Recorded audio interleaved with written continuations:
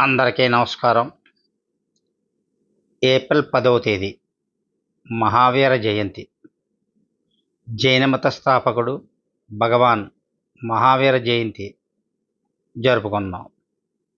శ్రీమంత క్షత్రియ కుటుంబంలో క్రీస్తు పూర్వం 599లో బీహార్లోని కొండా గ్రామంలో మహావీర్ జన్మించారు.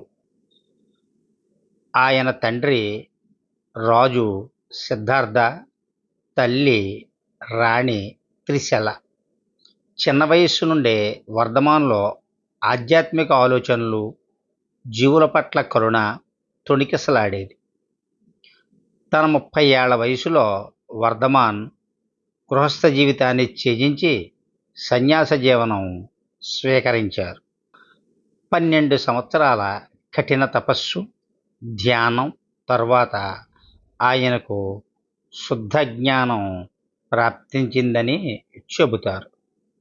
భగవాన్ మహావీర అహింస, సత్యం, అస్థేయం, బ్రహ్మచర్యం, అపరిగ్రహం అనే పంచ వ్రతాలను బోధించారు. ఆయన బోధనలు జీవులన్నింటినీ సమానంగా గౌరవించడం, శాంతియుత జీవనాన్ని గడపడం లాంటి సూత్రాలపైనే ఆధారపడి ఉన్నాయి. మహావీర్ తన జీవితమంతా పలు ప్రాంతాల్లో పర్యటించి జైనమత సిద్ధాంతాలను ప్రచారం చేశారు. క్రీస్తు పూర్వం 527లో 70 ఏళ్ల వయసులో బీహార్లోని పావాపురిలో భగవాన్ మహావీర్ నిర్వాణం చెందారు. మహావీర్ బోధనలు ఈ రోజుకు కూడా అందరినీ శాంతి, అహింసల దిశగా నడిపిస్తున్నాయి. ముఖ్యంగా భగవాన్ మహావీర్ 10 బోధనలు చేశారు. 1. అహింస. ఏ జీవికి హాని చేయకుండా జీవించడం అత్యంత ఉన్నతమైన ధర్మం. 2. సత్యం. ఎల్లప్పుడూ నిజం మాట్లాడడం, నీతి నిజాయితీతో జీవనం సాగించడం.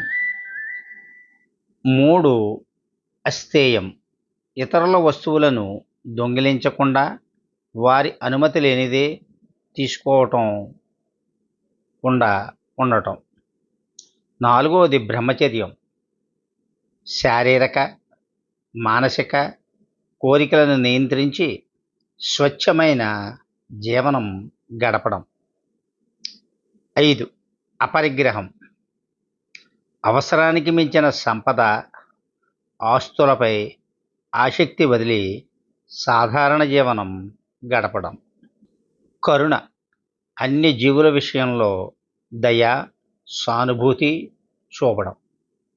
7. క్షమ. ఇతరుల తప్పులను క్షమించడం, కోపాన్ని అధిగమించడం. 8. సమత్వం. సుఖంలోనూ దుఃఖంలోనూ సమభావనతో ఉండడం.